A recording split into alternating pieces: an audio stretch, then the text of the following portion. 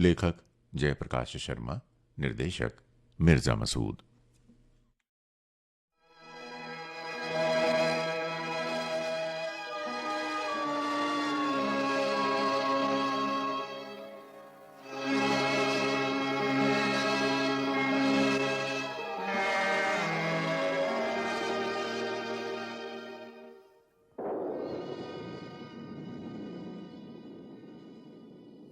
तो तुमने तय कर लिया है सजला कि तुम मुझे छोड़कर चली जाओगी? माधवी, मैं तुम्हें नहीं, इस घर और इस शहर को छोड़कर जा रही हूँ। मैं भी तो इस घर और इस शहर का ही एक हिस्सा हूँ। तुम्हें छोड़ने की बात तो मैं सोच भी नहीं सकती। पर जा तो रही हो मुझे छोड़कर। जाओ, फिर मेरा तुम्हारा रिश्ता भी क्या है? कुछ समय पहले मिले, तुमने मेरी विज्ञापन एजेंसी में नौकरी की, मेरे साथ इस घर में रहने और खाने के पैसे दिए, और अब तुम कहीं और जा रही हो। तो जाओ, मुमकिन है मुझसे ही कहीं कोई भूल चूक हो गई होगी, इसीलिए शायद तुम। नहीं माधवी, नहीं, तुमसे कोई गलती नहीं हुई। मैं ही यहाँ से जाना चाहती हूँ। वैसे भी मुझे एक न एक दिन तो यहाँ से जाना ही था। समझ लो, वो दिन आ गया।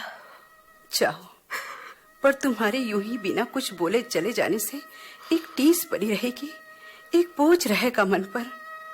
लेकिन ये घर छोड़कर जाने से तुम्हें खुशी मिलेगी तो जरूर जाओ। तुम्हें छोड़कर जहां भी जाऊंगी, खुशी मेरे साथ नहीं होगी माधवी। तो फिर ऐसी कौन सी मजबूरी है जो तुम्हें ये घर, ये शहर छोड़ना पड़ रहा है? माधवी को छोड़ना पड़ रहा है, उस माधवी को जिसमें तुम्हें अपनी दीदी भी नजर आती है और सहेली भी। सच तो यह है माधवी कि मुझ पर बहुत उपकार हैं तुम्हारे, और इसीलिए मुझे यहाँ से चले जाना चाहिए, कहीं दूर, किसी ऐसी जगह जहां मैं मुझे भूल सको। नहीं माधवी, मैं कहीं भी रहूं, तुम्हें भूलना संभव नहीं। इस जन्म में तो क्या, किसी भी जन्म में तुम्हें भुला ना पाऊंगी। और सच तो ये है कि मैं तुम्हें भुलाना नहीं चाहती, तुम्हें खोना भी नहीं चाहती। इसलिए मुझे तुम्हारी जिंदगी से, इस शहर से कहीं दूर चले जाना चाहिए, किसी ऐसी जगह जहां मैं तुम्हारी यादों को सहज कर जी सकूं। एक बार मैंने कोशिश की थी अपनी इस जिंदगी को खत्म कर देने की, लेकिन माधवी, तुमने मुझे बचा लिया। रेल की बातों से खींचकर अपने घर ले आई, एक नई जिंदगी दी है मुझे तुमने, और इस नई जिंदगी को मैं अपनी पुरानी जिंदगी से भी ज्यादा प्यार करती हूँ। मैं जानती हूँ, इंसान की जिंदगी में कुछ तो ऐसा होता है जिसे वो किसी को भी नहीं बताना चाहता। तुम्हारी जिंदगी में भी ऐसा कुछ है जो तुम मुझे नहीं बताना चाहती। मेरी जिंदगी की तो हर बात तुम जानती हो। हर बात नहीं, सिर्फ एक बात, कि तुम्हारे साथ धोखा हुआ है। सुदीप ने तुमसे प्यार का ढोंग किया, तुमने उसे सच्चे मन से प्यार किया, और उसने नौकरी हासिल करने की लालच में एक ऊंचे अफसर की बेटी से शादी कर ली।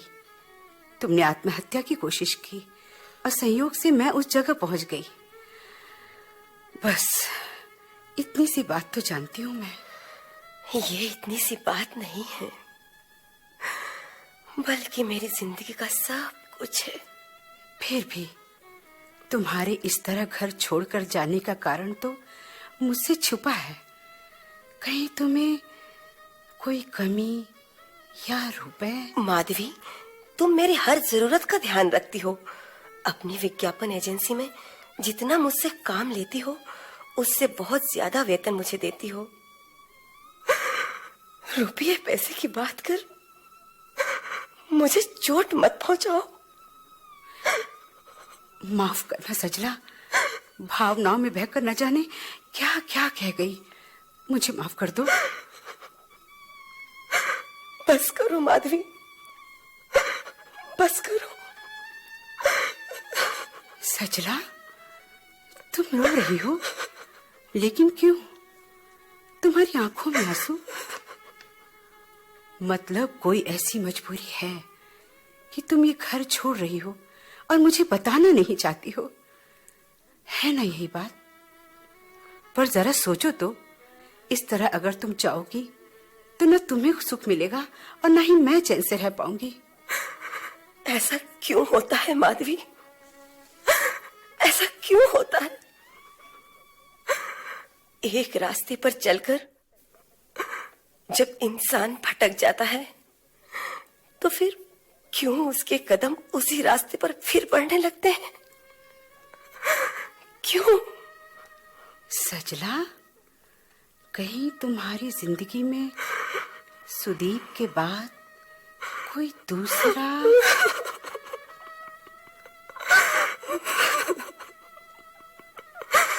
माधवी, ओह, तो ये बात है। अब समझी, इसलिए तुम यहां से जाना चाहती हो। पर कौन है वो? कहीं परितोष? ओह, अब समझी। लेकिन क्या उसने तुम्हारे मान सम्मान को कहीं ठेस पहुंचाने की कोशिश? नहीं। तो फिर? तुम तो जानती हो माधवी, मैं एक बार धोखा खा चुकी हूं। मैं नहीं चाहती थी कि सुदीप के बाद कोई दूसरा मेरे जीवन में आए। मैं अपने आप में बिल्कुल सिमट कर जी रही थी। तुम्हारा साथ मिल जाने के बाद तो मैंने तय कर लिया था कि जीवन के सफर में किसी को भी साथी नहीं बनाऊंगी।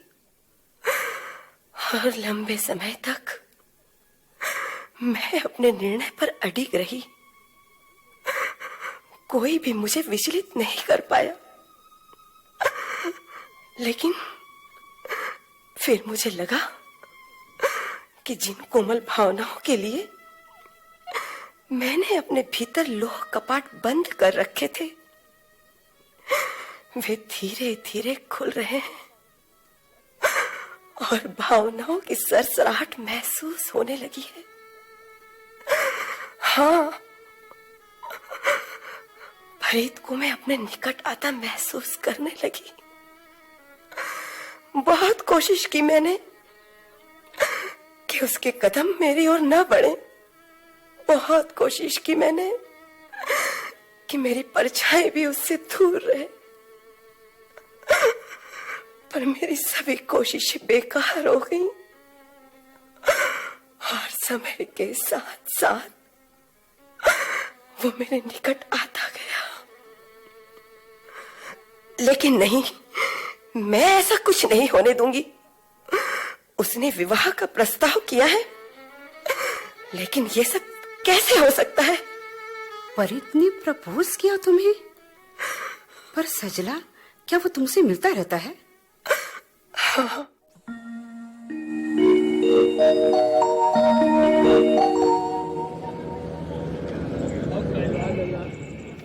अरे सजला, तुम यहाँ क्या कर रही हो? ये सामने जो फर्म है ना, वो हमारी एजेंसी की सेवाएं लेती है। उसी काम से आई थी। लौटोगी किस तरह? अगले मोड़ पर ऑटो रिक्शा मिल जाएगा। ऑटो लेने की क्या जरूरत है? मैं भी तुम्हारे विज्ञापन एजेंसी की ओर ही जा रहा हूँ। अब मेरी स्कूटर पर बैठ जाओ। तुम्हारे लिए मैं अजनबी तो नहीं? नहीं, मैं रिक्शे से ही चली जाऊंगी। क्यों? साथ चलने में क्या हर्ज है? मैं अकेला जाऊं या तुम भी साथ चलो, पेट्रोल तो उतना ही खर्च होगा। आओ बैठो, अंधेरा हो रहा है।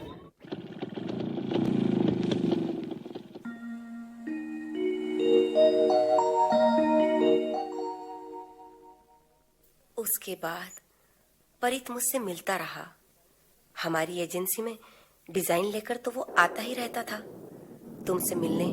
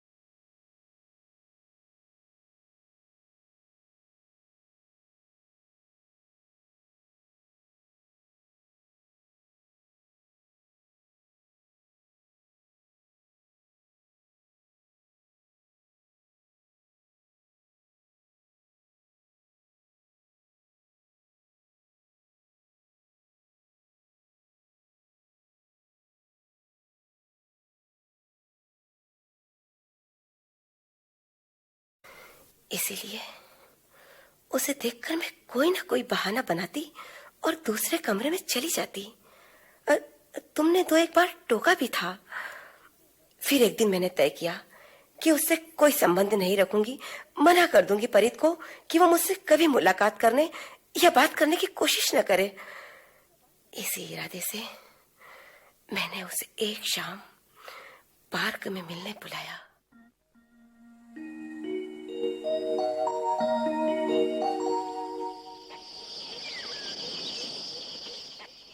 सजला, जब तुमने मुझे पार्क में मिलने के लिए कहा ना, तो यकीन मानो मुझे अपने कानों पर विश्वास नहीं हुआ। सोच रहा था जो मेरी परछाई से भी कतरा कर गुजर जाती है, वो सजला मुझसे मिलना चाहती है। और आज अपनी आंखों पर यकीन नहीं हो रहा है कि तुम मेरे सामने ही हो। परीत, मैं तुमसे जो भी कहना हो 1 मिनट बाद। सजला, ये मेरे जीवन का अनमोल क्षण है। मैं इसे अपने कैमरे में कैद कर लेना चाहता हूँ। इस ऑटोमेटिक कैमरे को सेट करके वहां वो उस जगह रख देता हूँ। परीत यहाँ न जाने कौन सी आशाएं लेकर आया है। मैंने तो इसे यहाँ इसलिए बुलाया है कि इसे साफ साफ कह दूं कि मुझसे कभी मिलने की कोशिश न करे। पर ये तो तुम बस यूं ही इस पेड़ से सटी खड़ी रहो। हाँ, और मैं यहाँ। Okay, smile. Thank you. अब इस तस्वीर को मैं हमेशा अपने साथ रखूंगा। रुको, कैमरा उठा लाता हूं। ये तो जैसे अपने होश में नहीं है। ऐसी हालत में क्या इसका दिल तोड़ना ठीक होगा? नहीं, आज नहीं, फिर किसी दिन इससे साफ साफ कह दूंगी मुझसे मिलने की जरूरत नहीं। क्या सोच रही हो? मैंने कहा क्या सोच रही हो? कुछ भी तो नहीं। तो फिर उस कैफेटेरिया तक चलते हैं, एक एक कप कॉफी पियेंगे। जानती हो सजला, आज का दिन मेरे लिए एक यादगार दिन है। आज ही मेरे एक डिजाइन को फर्स्ट प्राइज मिला है और आज ही तुमने मुझसे मुलाकात के लिए समय निकाला। मैं न जाने कब से इस पल का इंतजार कर रहा था सजला। इंतजार करते करते नाउम्मीद सा भी हो गया था, क्योंकि मैं जितना तुम्हारे करीब आने की कोशिश करता तुम उतनी ही दूर हो जाती। लेकिन आज मुझे ये दुनिया ही अजीब सी लग रही है सजला, जैसे बारिश में भीग कर निखर गई हो, जैसे हवाओं की सरसराहट में मेरी सारी भावनाएं घुल मिल गई हो। तुम एक डिजाइनर हो या कवि? पेशे से तो डिजाइनर ही हूं, पर लगता है इस पल मैं सिर्फ एक डिजाइनर ही नहीं बल्कि बहुत कुछ हूं। एक कवि, एक चित्रकार, आशाओं से भरपूर इंसान।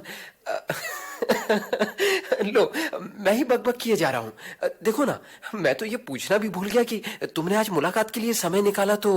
बात कोई खास नहीं। बस यूं ही। क्यों, तुम चुप क्यों हो गए? नहीं, दरअसल समझ नहीं पा रहा हूं मन में उठने वाली भावनाओं के तूफान को किन शब्दों में बयान करूं। मत कहो, कुछ मत कहो। जानती हूं मैं तुम्हारे मन में क्या है। तुम्हारे बोल देने से उसका मोल कम हो जाएगा। ठीक है, जैसी तुम्हारी इच्छा। पर सजला, मेरे लिए जीवन का ये पहला अनुभव है। अब हमें यहाँ से चलना चाहिए। इतनी जल्दी? हाँ, मुझे एक जरूरी काम याद आ गया। क्यों? क्या उस काम को टाला नहीं जा सकता? नहीं। नहीं? ठीक है, तो फिर चलो।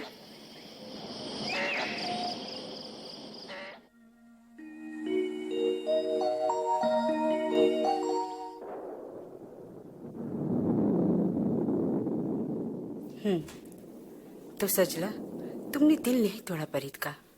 कैसे कहती उससे? कोशिश तो बहुत की, साफ साफ कह दूं, लेकिन उसके व्यवहार में ऐसा कुछ था जिसने रोक लिया। बोलने न दिया तुम्हें? हाँ माधवी, लेकिन सोचती हूँ मुझे उसी शाम कह देना था, सब कुछ कह देना था।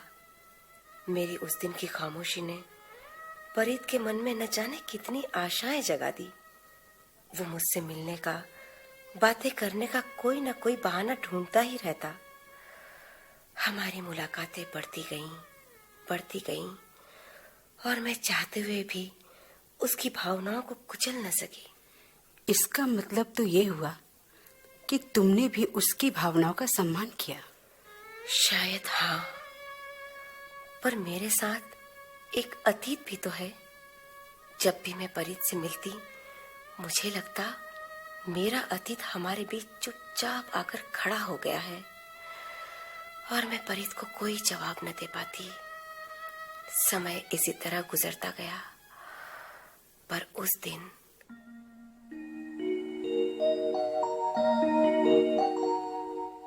सजला, अरे परीत, तुम ये क्या हुलिया बना रखा है? कभी मेरे भीतर झांकने की भी कोशिश की है तुमने? नहीं, क्योंकि मैं इसकी जरूरत नहीं समझती। मैं तुम्हें जितना जानती हूँ उससे आगे जानना भी नहीं चाहती। समझ लो, यही हमारे संबंधों की सीमा रेखा है। देखो सजला, मैं इस सीमा रेखा को पार करना चाहता हूँ, क्योंकि तुम्हारे बिना मेरे लिए जीना अब संभव नहीं है। मैंने फैसला कर लिया है। कैसा फैसला? तुम्हें अपने जीवन साथी के रूप में पाने का, और यदि ये संभव न हुआ तो मैं नहीं जानता मेरी क्या हालत होगी। सजला, मैं तुमसे शादी करना चाहता हूँ। हाँ सजला, शादी करना चाहता हूँ। मेरे बारे में, मेरे अतीत के बारे में जाने बगैर तुम मुझसे शादी करना चाहते हो? मेरे लिए तुम्हारे वर्तमान का महत्व है, तुम्हारे अतीत से मेरा कोई वास्ता नहीं। किसी का वर्तमान उसके अतीत से बिल्कुल अलग भी हो सकता है, और फिर तुम मुझे जानते ही कितना हो। इसलिए हमारे संबंधों की सीमा रेखा को पार करने की कोशिश मत करो मुझसे। देखो सजला, यदि तुम्हें मुझ में कोई खोट नजर आती है, कोई कमी, कोई बुराई जिसकी वजह से तुम मेरे प्रस्ताव को ठुकरा दो, तो साफ कह दो। मुझे तसल्ली हो जाएगी कि मैं तुम्हारे योग्य नहीं। लेकिन केवल इसलिए इनकार करोगी कि मैं तुम्हें बहुत कम जानता हूं, या फिर तुम्हारा कोई ऐसा अतीत है जिसकी मुझे बिल्कुल जानकारी नहीं, तो मैं कभी चैन की सांस नहीं ले सकूंगा। हमेशा एक खटक बनी रहेगी मेरे मन में। इसलिए तुम जैसी भी हो या तुम्हारा अतीत जैसा भी हो, मेरा फैसला बदलने वाला नहीं। ये तुम आज कह रहे हो, भावनाओं में बहकर कह रहे हो, लेकिन बाद में जब भावनाओं का तूफान ठंडा पड़ जाएगा, उस समय मेरा अतीत ही तुम्हारे मन में मेरे लिए नफरत भर देगा। तब इन कोमल भावनाओं का कोई मोल न होगा। तब एक कड़वी सच्चाई होगी जिसका तुम ही नहीं, कोई भी पुरुष सामना नहीं कर सकता। क्या मैं उस अतीत को जान सकता हूँ जो तुम्हारे और मेरे बीच रुकावट बना हुआ है? तुमसे पहले भी मेरे जीवन में एक पुरुष आया था, सुदीप। बिल्कुल तुम्हारे समान भावनाओं की तरंगों में बहने वाला, जिसके लिए संसार में सजला और प्यार के अलावा कुछ भी न था। और मेरे लिए भी सुदीप ही सब कुछ था। हमने साथ साथ सपने संजोए और जीवन के एक मोड़ पर हमने सगाई कर ली। लेकिन जैसे जैसे शादी की तारीख निकट आने लगी, वैसे वैसे सुदीप में बदलाव आने लगा। पहले तो मैं उस तब्दीली का कारण उसकी परेशानियां समझती रही, लेकिन जल्द ही मालूम हुआ कि उस तब्दीली के पीछे एक दूसरा ही कारण था। सुदीप एक ऐसे अधिकारी के संपर्क में था जिन्हें खुश करके वो अधिक वेतन वाली नौकरी हासिल कर सकता था। बस उसने उस अधिकारी की लड़की से संबंध जोड़ लिया और मुझसे संबंध तोड़ लिया। इसीलिए मुझे अब किसी भी पुरुष की बात पर विश्वास नहीं होता। हाँ परीत, तुम्हारी बात पर भी नहीं, किसी की बात पर नहीं। लेकिन सजला, मेरी बात तो सुन लो। सजला,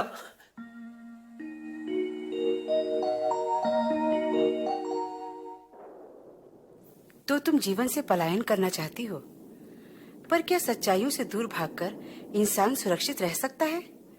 सजला, मानती हूँ सुदीप ने तुम्हारे साथ छल किया, तुम्हारी भावनाओं के साथ खिलवाड़ किया और ऊंचा पद हासिल करने के लोभ में सगाई भी तोड़ दी। पर वैसा ही परित भी करेगा, इसकी कोई गारंटी है? मेरी मानो, परित के प्रस्ताव को मत ठुकराओ। हो सकता है सुदीप के रूप में भाग्य ने तुमसे जो छीन लिया वो परित के रूप में तुम्हें लौटा रहा हो। माधवी, अब मुझे किसी पर भरोसा नहीं। मैंने सुदीप के कारण जो दुख झेले हैं उनकी कल्पना मात्र से मैं कांप जाती हूँ। इस तरह अतीत के बोझ तले घुट घुट कर जीना भी कोई जीना है? सजला, हमारे जीवन में ऐसे क्षण आते हैं जब हमें तुरंत निर्णय लेना होता है। मुझे डर है यदि निर्णय लेने में देर कर दी तो कहीं तुम्हारी खुशियां तुमसे रूठ न जाएं, तुम्हें पछतावा ना हो। क्या कभी तुमने अपने आप को किसी ऐसे दोराहे पर खड़ा पाया है जैसा मैं आज अनुभव कर रही हूँ? हाँ। तब तुमने क्या किया? एक फैसला जिसका मुझे कभी पछतावा नहीं हुआ। सजला, तुम ये तो जानती हो कि मैं मौसी से मिलने प्रतापपुर जाती रहती हूँ। हाँ। मैं सिर्फ मौसी से ही मिलने नहीं जाती हूँ, बल्कि अपनी बेटी अंजू से मिलने जाती हूँ। लेकिन तुमने पहले ये सब कभी... कोई अवसर नहीं आया। लगता है अब अवसर आ गया है जब मुझे तुम्हें सब बता देना चाहिए जो मैं तुमसे कभी ना कह सकी। मेरा विवाहित जीवन बहुत सुखी था, या कम से कम शुरू में मुझे यही अनुभव हुआ। मेरे पति चंद्रकांत एक फैक्ट्री में नौकरी करते थे। मैं अपनी छोटी सी गृहस्थी में बहुत खुश थी। माधवी, माधवी, अरे माधवी देखो मैं तुम्हारे लिए क्या लाया हूँ। अभी आई। ओहो, बोलो क्या है? क्यों पुकार रहे थे? अरे जल्दी आओ भाई। ओहो, अब बोलो भी, मुझे ढेरों काम है। अरे काम तो होते ही रहते हैं, पहले ये देखो, ये। हाँ, इतने सारे नोट। क्या बोनस मिला है? अरे नहीं भाई नहीं, लकी ड्रॉ। तुम्हारे नाम एक ड्रॉ निकला है, इसलिए ये सारे रुपए सिर्फ तुम्हारे हैं, तुम्हारे। इन्हें कैसे खर्च करना है ये भी तुम ही जानो। अरे अरे अब खड़ी खड़ी मुझे और इन रुपयों को कब तक देखती रहोगी? चाय नहीं पिलाओगी क्या? हाँ, बनाती हूँ, पर ये रुपए... माधवी, शक करना बुरी बात है। कह तो रहा हूं भाई, ये रुपए तुम्हारे हैं। और ये लो, ये भी तुम्हारे लिए। ये कंगन? ये तो सोने के हैं। हाँ, सोने के। देखो माधवी, बहुत दिनों से इच्छा थी तुम्हें एक सोने का कंगन देने की। आज वो इच्छा पूरी हो गई। अरे ये क्या माधवी, तुम्हारा चेहरा लटक गया। क्या तुम्हें मेरी तरक्की पसंद नहीं? नहीं नहीं, ऐसी बात नहीं है चंद्र, लेकिन ये रुपए, लकी ड्रॉ, ये सोने के कंगन, मुझे भरोसा नहीं हो रहा है कि ये सब तुम्हारे ही हैं। चंद्र, इधर देखो, मेरी तरफ। हाँ, अब कहो तो, तुम जो कुछ कह रहे हो वो सब सच है? हाँ, सच है। लेकिन मुझे चंद्रकांत की बातों पर भरोसा नहीं हुआ। सजला, ना जाने क्यों मुझे लगा वो सब झूठ है, पर यह सिलसिला जारी रहा। चंद्र की इनकम अचानक बढ़ गई थी। ऐशो आराम का कोई ऐसा सामान ना था जो हमारे घर में ना हो। सामानों की संख्या बढ़ती जा रही थी और मेरी खुशियां सिमटती जा रही थी। मैं चंद्रकांत में एक भ्रष्ट व्यक्ति को देखने लगी, एक ऐसा व्यक्ति जिसके साथ पूरी जिंदगी तो क्या, एक दिन भी ना बिताए जा सके।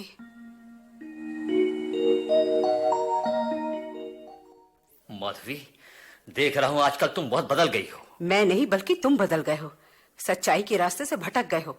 मुझे लगता है दुनिया की तुम पहली औरत हो जिसे अपने पति की तरक्की से चिढ़ है। तुम मुझे आगे बढ़ते हुए नहीं देखना चाहती। भ्रष्टाचार के रास्ते पर चलकर कोई आगे नहीं बढ़ता, बुराइयों के दलदल में ही फंसता है और फिर निकल नहीं सकता। ये तुम कह रही हो? तुम? हाँ, मैं तुम्हारी पत्नी, क्योंकि तुम्हें बुरे रास्ते पर बढ़ने से रोकना मेरा कर्तव्य है। कर्तव्य की दुहाई देती रहोगी तो कुछ नहीं मिलने वाला जीवन में। सुन लो माधवी, मैं किसी भिख मंगे की तरह नहीं जीना चाहता। मैं सब कुछ हासिल करना चाहता हूँ, वो सब जो मुझे किसी से नहीं मिला, न अपने माँ बाप से, न तुम्हारे माँ बाप से।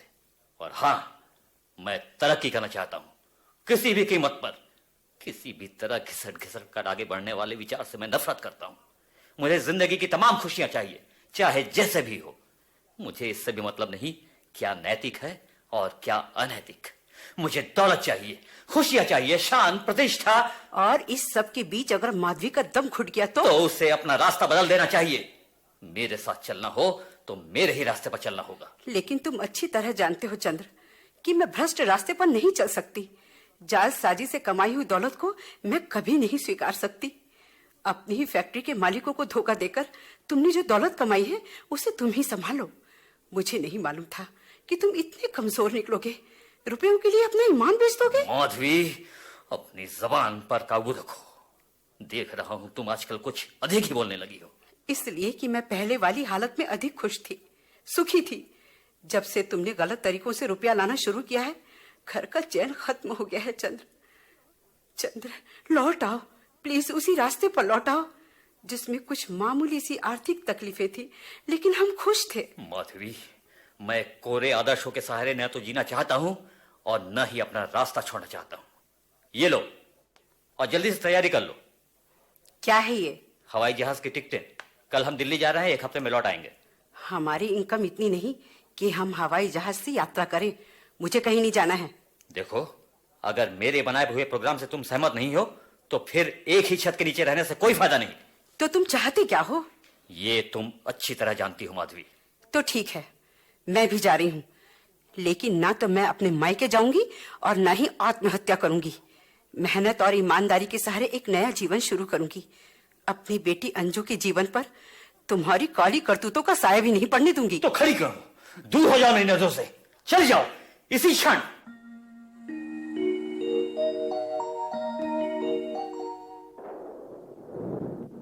और माधवी, तुमने चंद्रकांत को छोड़ने का निर्णय लिया? हाँ, क्योंकि मैं एक गरीब आदमी के साथ तो खुश रह सकती थी, लेकिन भ्रष्ट व्यक्ति के साथ नहीं। चंद्र का घर छोड़कर मैंने एक नया जीवन शुरू किया। और चंद्रकांत?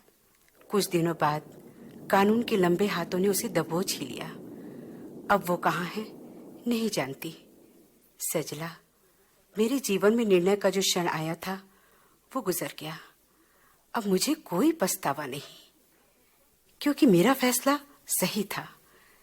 चंद्र एक अच्छा आदमी नहीं था और न ही अच्छा बनने की उसमें कोई चाह थी। ये एक सच्चाई थी और मैं उससे आंखें नहीं फेर सकती थी। तुम ठीक कहती हो माधवी। तो फिर क्या सोच रही हो? यही कि अगर उसकी भावनाओं में सच्चाई नहीं होती तो मेरे रूखे व्यवहार के कारण वो बहुत पहले मुझसे दूर हो चुका होता। मेरे अतीत के बारे में जानकर मुझसे अलग हो चुका होता। पर नहीं, उसने ऐसा नहीं किया। वो मेरी प्रतीक्षा कर रहा है। मुझे भी लगता है एक सुखद भविष्य तुम्हारी प्रतीक्षा में है, क्योंकि दुनिया में ना तो सब कुछ निराशाजनक होता है और न ही सब कुछ हमारी इच्छाओं के अनुसार। हम किसी व्यक्ति को जानते हैं, पर कितना जानते हैं? मैं चंद्रकांत को जानती थी, लेकिन कितना? तुम सुदीप को जानती थी, पर कितना? और अब परित। हाँ, उसे भी मैं कितना जानती हूँ, पर लगता है जितना जानती हूँ उससे अधिक जानकर क्या होगा। अगर उसे बदलना होगा तो कोई ताकत उसे नहीं रोक सकेगी, और अगर वो नहीं चाहेगा तो दुनिया का कोई भी प्रलोभन उसे नहीं डिगा सकेगा। ये तुम्हारे लिए निर्णय का क्षण है। तो क्या सोचा है तुमने सजला? माधवी, मैं पलायन नहीं करूंगी। जीवन के यथार्थ से भागकर कहीं नहीं जाऊंगी। सच्चाई का सामना करूंगी, और परित एक सच्चाई है। तो मैं उसे निराश नहीं करूंगी। अपना जीवन भी एक बार फिर से शुरू करूंगी परित के साथ। सजला। हाँ माधवी, यही मेरा निर्णय है।